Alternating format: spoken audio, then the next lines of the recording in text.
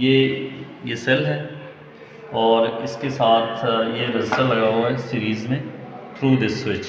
ठीक है, right now के आपका स्विच जो है वो ओपन है। मैं देखना चाह रहा हूँ कि सेल के अक्रॉस जो वोल्टेज है इसके टर्मिनल्स के अक्रॉस वो कितनी है। मैंने एक वायर इधर लगा दी वोल्ट मीटर की, दूसरी इधर लगा दी, तो ये वोल्ट मीटर है। इस पर अब ज़रा आप रीडिंग देखें क्या आ रही है, 1.32 वोल्ट। ठीक है, अब मैं क्या करता हूँ, मैं स्विच क्लोज कर देता हूँ।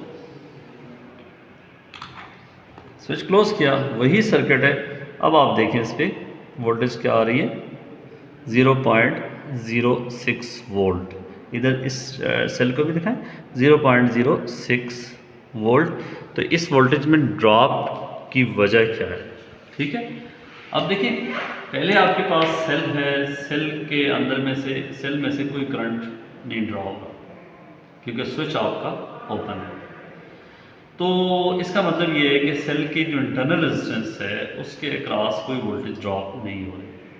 तो जो उसके टर्मिनल के अक्रॉस पोटेंशियल डिफरेंस है वो उसके ईएमएफ के इक्वल है। बाद में क्या किया, जब उसके साथ स्विच मैंने क्लोज किया तो उसी सर्किट में से करंट फ्लो होना शुरू हो गया, जिसकी वजह से सेल के इंटरनल रेजिस्टेंस के अक्रॉस वोल्टेज ड्रॉप हुई।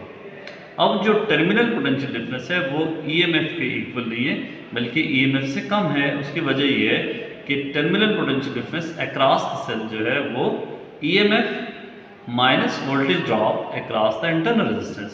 तो अब इंटरनल रेजिस्टेंस के अक्रॉस चूंकि ड्रॉप हुआ है जिसकी वजह से ईएमएफ जो टर्मिनल पोटेंशियल डिफरेंस है वो कम हो गया। Thank you.